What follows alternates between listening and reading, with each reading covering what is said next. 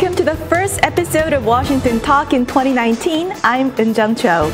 In his New Year's address, Chairman Kim said he was ready to meet with President Trump.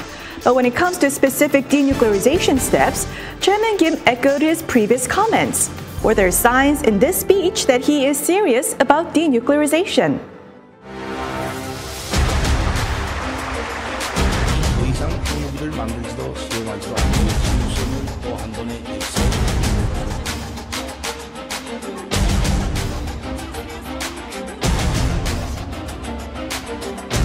제재와 압박으로 나간다면 우리로서도 어쩔 수 없이 새로운 길을 모색하지 않을 수 없게 될 수도 있습니다.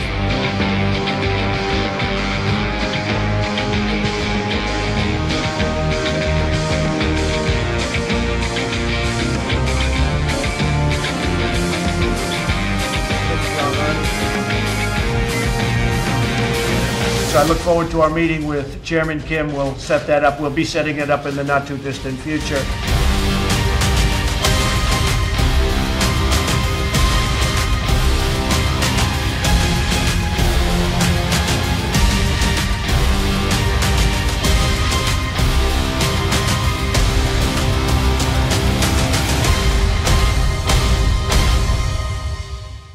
In the studio with me today, Mr. Mark Fitzpatrick, former Executive Director of the International Institute for Strategic Studies Americas. Mr. Fitzpatrick was Acting Deputy Assistant Secretary for Non-Proliferation. Also joining me today, Mr. Frank Jannuzi, President of the Mansfield Foundation and former advisor to the Senate Foreign Relations Committee. Welcome to the program. Good morning. Thanks. Nice to be here. Now, Chairman Kim Jong-un, in his New Year's address, what was his key message to the United States? I think it was largely a message of continuity. North Korea remains committed to a long-term process of denuclearization and peace, but all of the specifics remain to be negotiated. And also, I think Kim Jong-un wanted to remind President Trump and the United States that his patience and the patience of North Korea is not infinite. If they don't see corresponding measures taken by the United States to reciprocate what they believe to be meaningful gestures of peace and denuclearization, then Kim Jong-un basically signaled that the North was prepared to revisit their commitment and to reevaluate their options in the new year. Mm-hmm. What did you think was the key message? Well, I agree with Frank. It was interesting also that it was largely positive. In the lead up to the speech, there had been commentary from the North Korean state news media that was getting more and more harsh. And these statements about they don't want to see Pompeo, they just want to talk with President Trump. But this speech was reaching out to him, and there was nothing really too negative about the United States. It was a message, as Frank said, of, look, we've done a lot, it's your turn to reciprocate. They're waiting for the United States to reciprocate on their terms. Mm-hmm. So you said it was largely positive, but North Korea did mention about this new path that it could take. Was this a threat, and what could this new path be? Well, I think that the new path is the old path. It's the path that we saw throughout 2016, 2017, when dozens of missiles were being tested, three nuclear weapons tests in that span of time. And they're signaling that they could go back to that if there's not reciprocity. Now, their idea of reciprocity is highly exaggerated. Mm-hmm. So in this speech, Chairman Kim Jong-un also reiterated his commitment to denuclearize, but how was this time different from previous times? Well, this time around, Eun-jung, Kim Jong-un avoided any specific reference to the steps that the United States needed to take to sort of make the peace process viable. Maybe he thinks he's said enough about that already to communicated the needs of the North Korean state. But it may also be that they're still really evaluating their wish list. There was reference to sanctions relief. There was reference to the kind of security assurances that the North expects to have. But I got the feeling that North Korea was not certain about how to prioritize their own requirements as part of this peace and denuclearization process.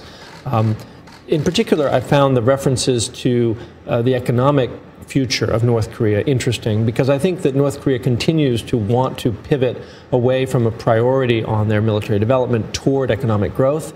And I think Kim Jong-un has a dawning awareness that doing that successfully is going to require sanctions relief and support from South Korea and the United States. Mm-hmm. And also in the speech, North Korea said it will not make or test or use or proliferate its nuclear weapons. And what is your take on that? That was the most interesting thing to me, that first verb, will not make.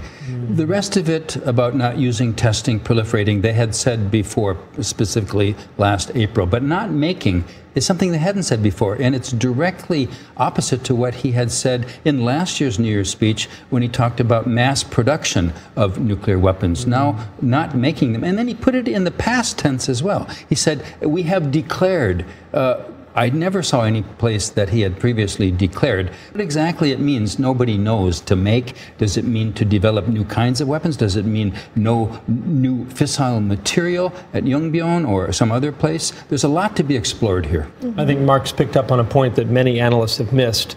This pledge not to make new weapons, it does need to be explored by the U.S. negotiating team, but it could be a significant gesture by the North because up until this point, the North, as far as I know, had offered no assurances that they were not, as we speak, producing new nuclear weapons.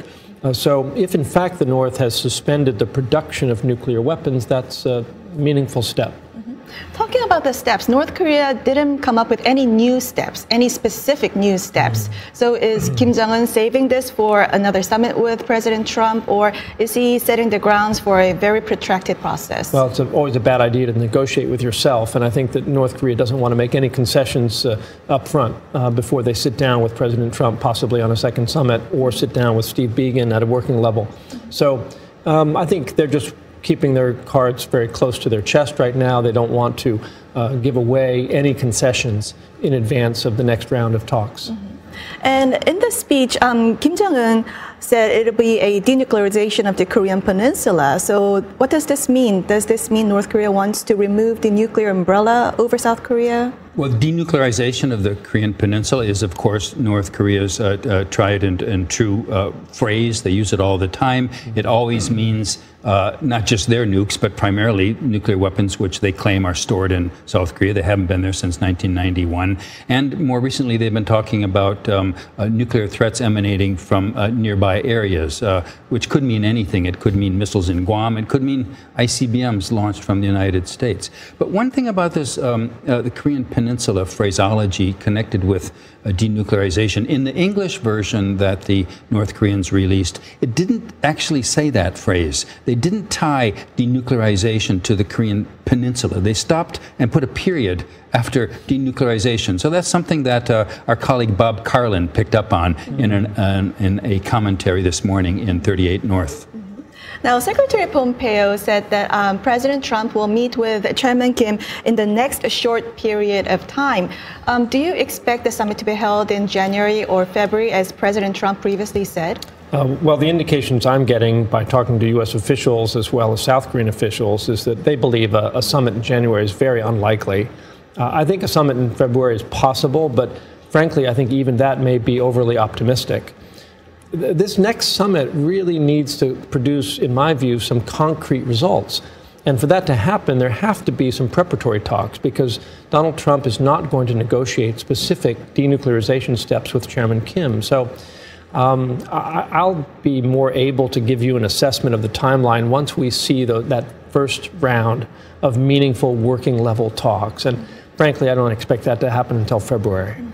So by the end of the second summit, do you expect North Korea and the United States to kind of solve the sequencing problem to give and take? Oh, I don't think they'll solve anything at the second summit. Although I just will say one thing. If Donald Trump wants a second summit, he won't listen to his staff. He'll go ahead and do it like he's been doing with more frequency of late. So I wouldn't bet against a second summit happening in February.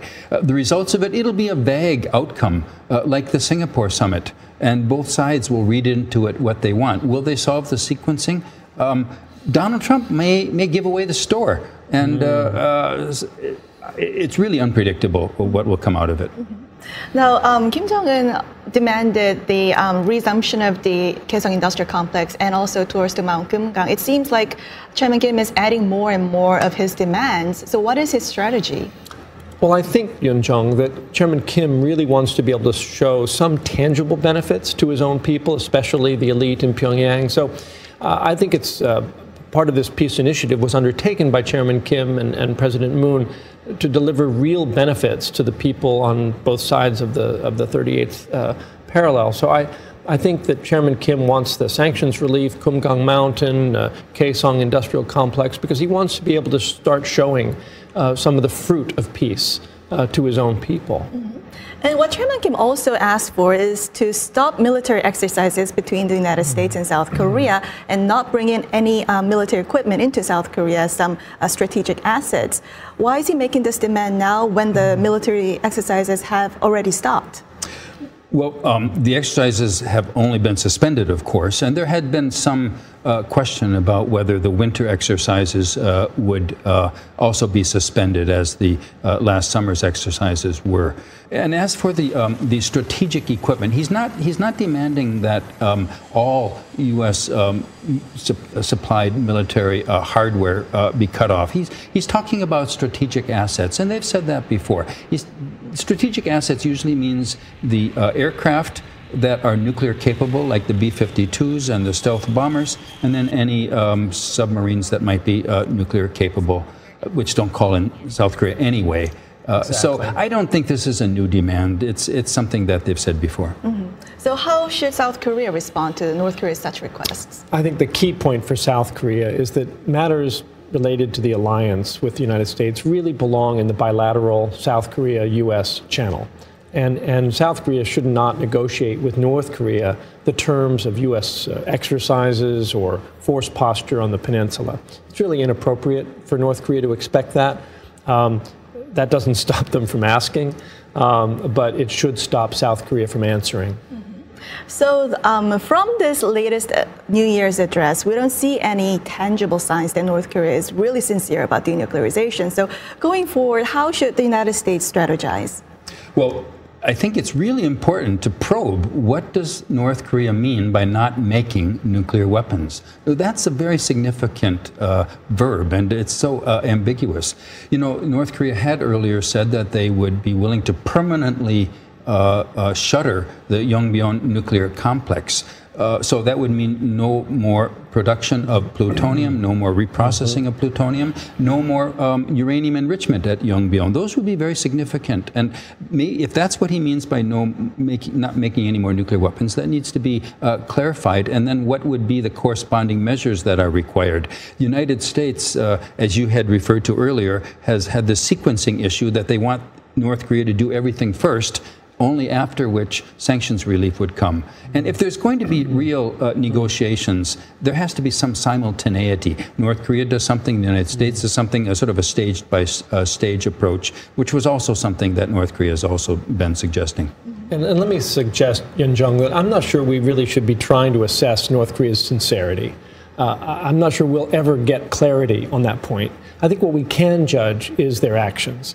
And if, as Mark suggests, they may be willing, under certain circumstances, to really significantly suspend operations at Yongbyon in terms of fissile material production, that's worth exploring. And Kim Jong-un himself may not have made the decision one way or the other about the ultimate disposition of his nuclear forces. But let's see if we can't make some progress on the first tasks. Mm-hmm. So in this top-down diplomacy, do you think the second summit will give an added boost to give any momentum to this process? I'm afraid I agree with Mark. I'm skeptical. I worry that the second summit will be much like the first, full of ambiguity, and both sides reading into it exactly what they want to read into it. On the other hand, let's remember that as long as this diplomatic dance goes on, we are enjoying lower tension, lower threat escalation, and an opportunity to get to know each other better and build a peace process. So it's better than the alternative. Mm-hmm. Just quickly, you are a career diplomat, so I wanted to ask you this. High-ranking North Korea's diplomat to Italy is now suspected to be seeking an asylum. So what does this say about the timing? The day after the great leader delivers a speech, top-level diplomat seeks asylum. What do you say to that? I'm not sure that there's any significance to the timing, but the very fact of the apparent defection, I think is a very interesting sign. I was in London when Tae Yong-ho defected, and I got the impression that any North Korean diplomat, if given the chance, if he had his family intact and he could defect without bringing a calamity on family members, would do so. Because they're overseas, they see how free the rest of the world is, they know their own system is corrupt, and to have to bring back their children who have been educated in the West back to that corrupt system where they could be thrown in prison at any whim of an authority, I think they would defect, and I suspect that's what happened in this case. He probably had his family with him. He had a chance during the vacations to buy some time by saying he's going on vacation and then defect, and I applaud that, frankly. I think the more defections, the better. Well, we'll have to leave it here and watch video for our next discussion.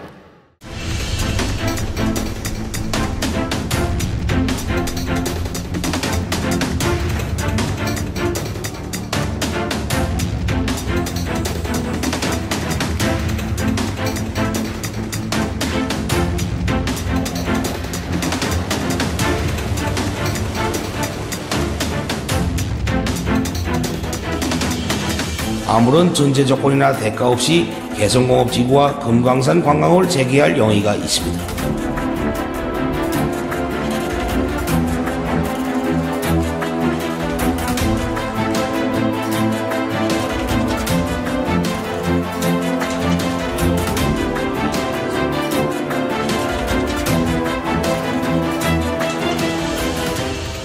Chairman Kim Jong-un said, considering the difficult situation of South Korean businessmen, he is ready to resume Kaesong Industrial Complex and tours to Mount Kumgang without conditions.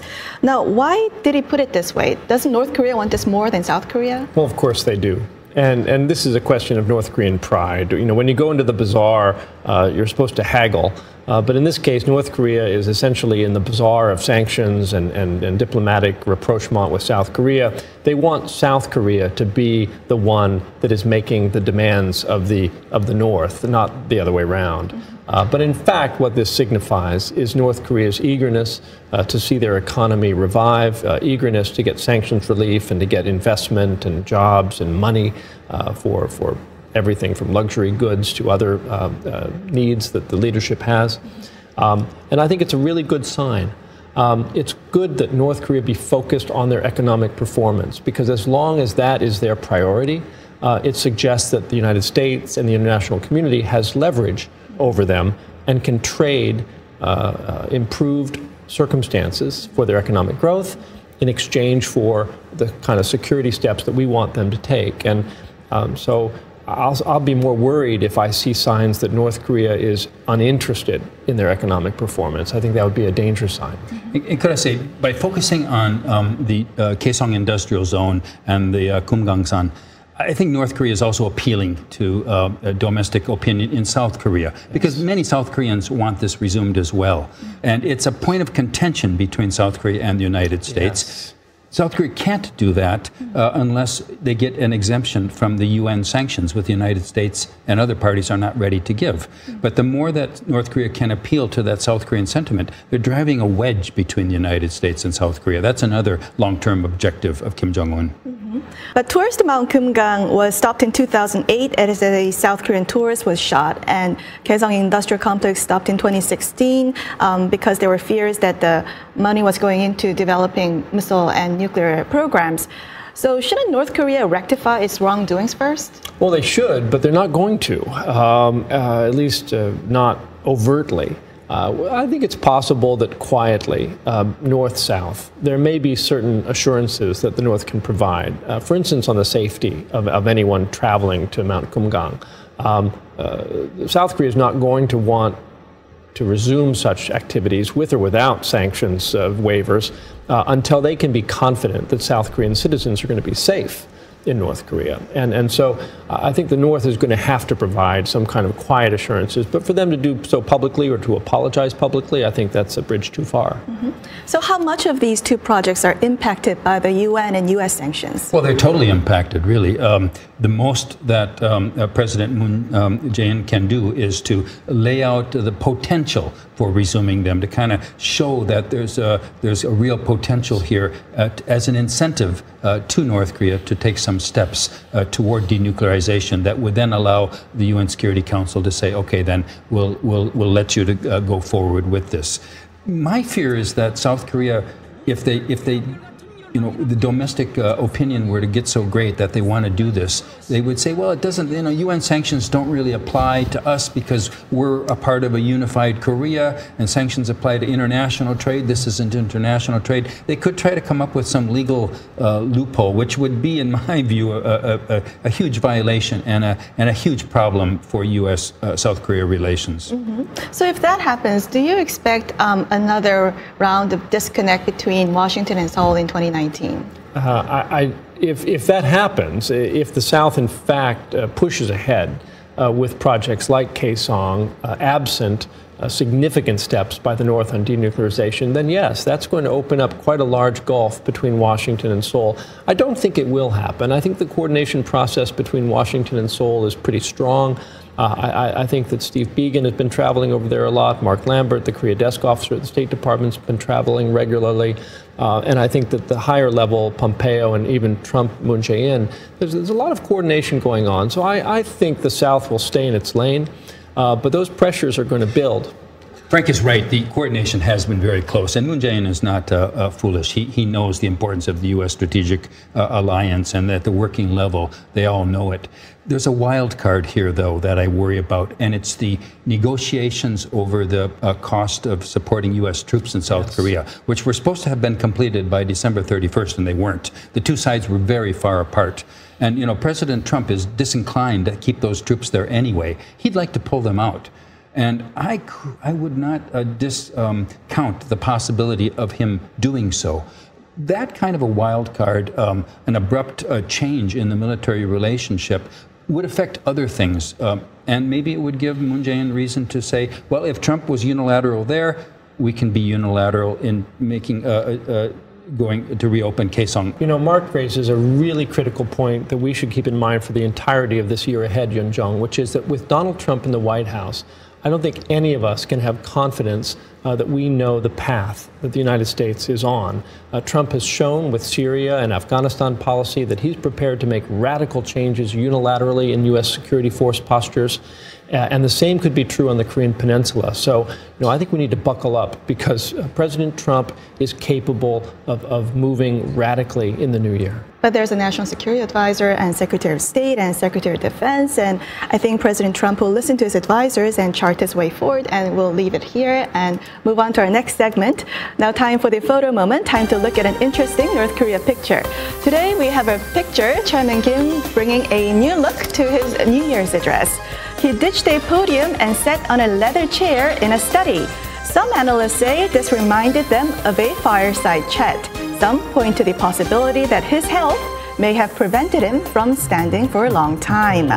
Frank, what's your reaction? Well, it's a warm setting, but there are things about it that are sort of incongruous or maybe a little bit poorly staged. I think Chairman Kim looks small in that chair. And maybe the armrests are a little too high. It's almost like he's confined within it. I like the library setting. I think that signals a kind of a civilian focus. But other aspects of this strike me as just kind of bizarre. And I'm not sure that it works from a messaging standpoint. Mark? Well, I agree with Frank. The civilian aspect of this emphasizes that his priority is the economy, not military. There's very little, as I can see, any references to military apparatus in here. I mean, you've got these books which we were looking at and wondering, are they fake? Probably these are fake books, but anyway, it's a nice setting. And I give Kim Jong-un credit for doing something new, a new look in 2019. Maybe we'll get another new look in 2020. And on that point, Frank, Mark, thank you for joining us. Yoon Jung, thank you. Thanks for having us. Thank you. And this was Washington Talk from the Voice of America, and I'm Eun Jung Cho. Join us next week for more analysis on North Korea.